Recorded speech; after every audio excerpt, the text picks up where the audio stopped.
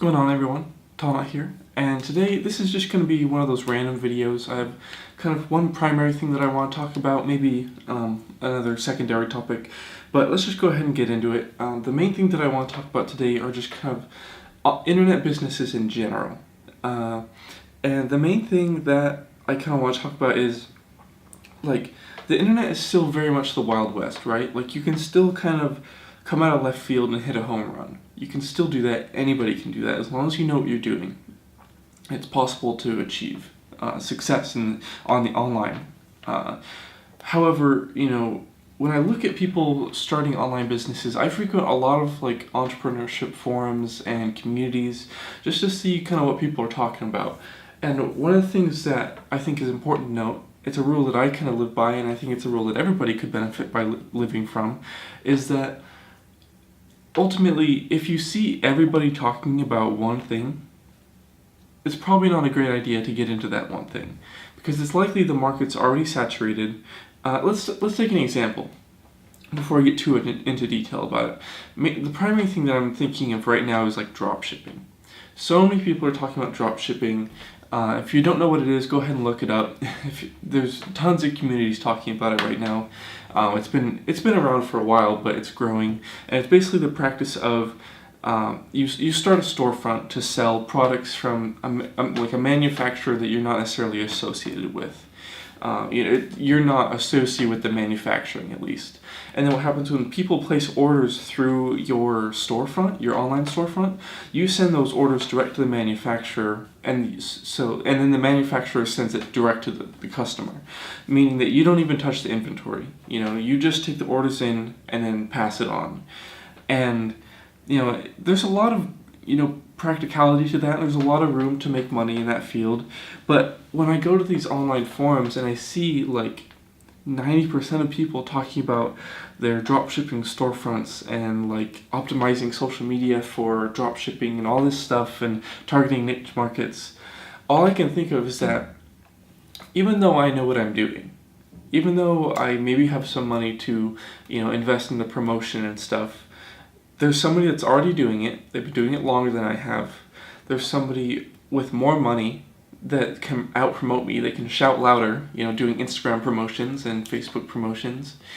And then there's people that are, even more experienced than me. There's people that know how to do what I know how to do better than I do.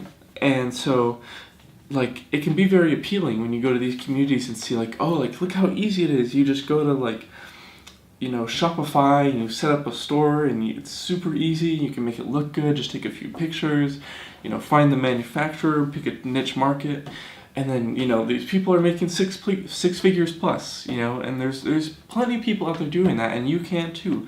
But it's just like I have this sinking feeling that like I'm not going to be outperforming a lot of people.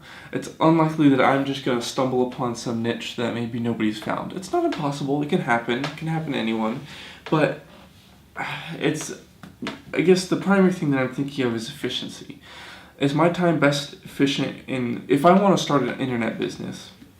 Is dropshipping what I want to get into, or will I get more value somewhere else in doing some other online-based, marketing thing?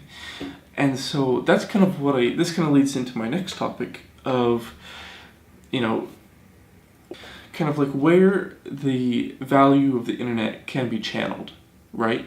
Like, I could start a store, I could start a website, I could start a blog or something and try to bring myself value online. I could do that. And anyone watching this probably could too.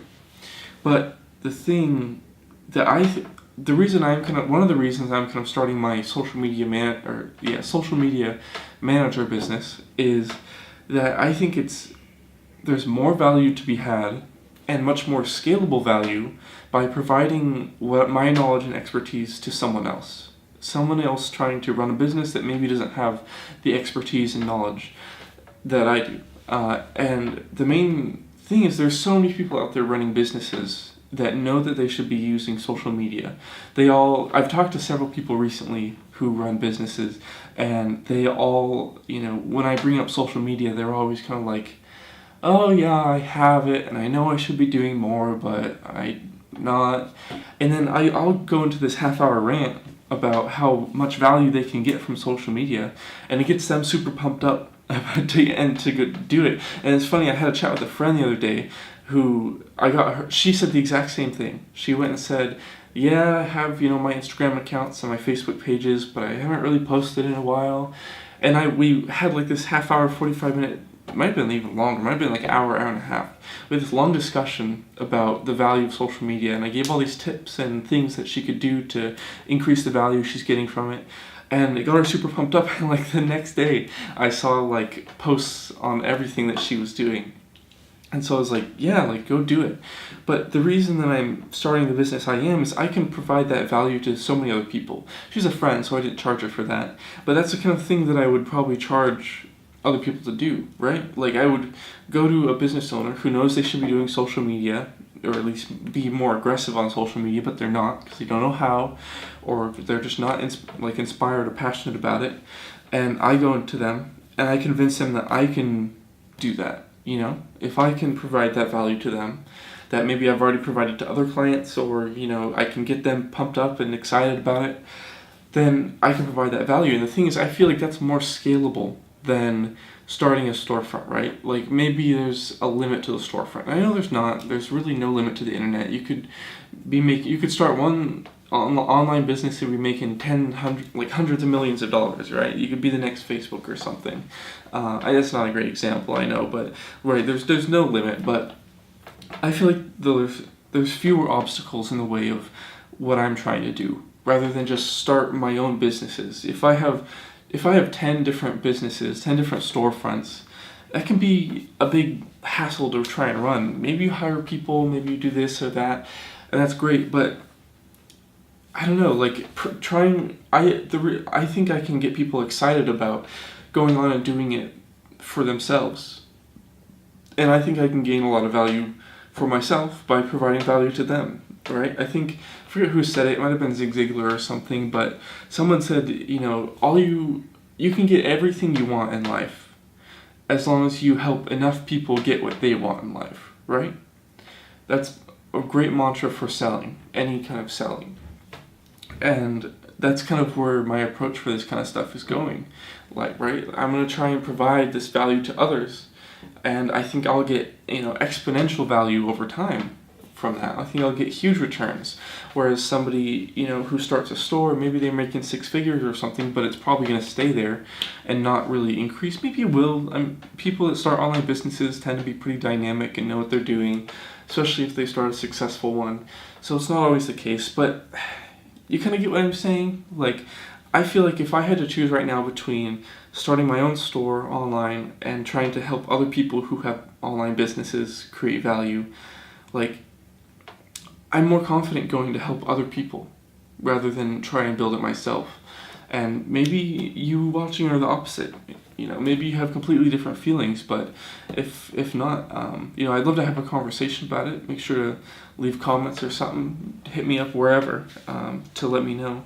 But there's one thing left that I wanted to talk about, just really quick, and it has to do kind of with an overall objective on social media. When you're creating content, when you're engaging with users, I think people tend, especially if you're using social media specifically to start a business or grow a business, if you're doing that, the objective can very easily become, I want an engaged audience so that I can get clicks. And that's great, and you can probably succeed there. But I think what's even more important is you want an engaged audience that recognizes you as an influence in your industry. If every post you post is some sort of advertisement to try and get clicks, I think that can kind of drive some people away. They can be unappealing to some people, and you can probably bring people in doing that. But if you start making posts just trying to show that you know what you're talking about in your industry, you become like an industry leader. And, you can get exponential value out of it later, right? Like if you do a promotion or, some larger business recognizes that you're an authority and they want to promote their business, so they come to you and you charge a ridiculous amount, but you do a whole expose on their product or whatever they're doing, break it down with like an analysis or something. But I don't know, I'm just I think trying to become, I hate the word, but it's accurate, becoming an influencer over becoming someone that's getting clicks. I think you'll get more value out of becoming an influencer. So whenever you're creating media, whenever you're creating content to post somewhere, just keep that in mind, right? Like, just think about, am I just trying to get clicks with this, or am I bringing value to others with this post? And that's all subjective. My posts don't always create the most value for my followers, but